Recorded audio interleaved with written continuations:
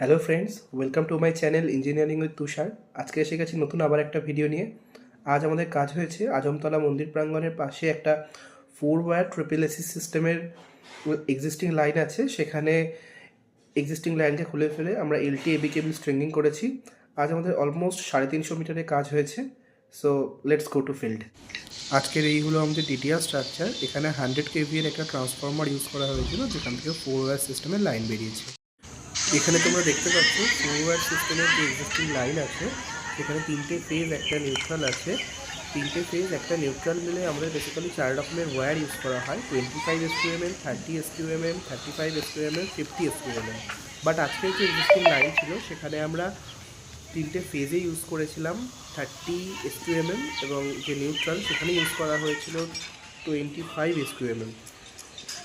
তো এই আমাদের এক্সিস্টিং লাইন, এগুলো সবগুলোই triple AC conductor, all aluminium alloy conductor. এরপর তোমরা দেখবে এবি কেবল স্ট্রিংিং করা হয়েছিল। এই ট্রান্সফরমার থেকে আমাদের 4 ওয়্যার সিস্টেমের লাইন বেরিয়েছে, যেখানে 3টে ফেজ একটা নিউট্রাল রয়েছে। এবার তোমরা দেখতে পাচ্ছ আমরা এবি কেবল স্ট্রিংিং করেছি। এই এবি কেবলের মধ্যে টোটাল 5 রকমের তার থাকে: 3টে ফেজ, একটা নিউট্রাল, একটা স্ট্রিট লাইট।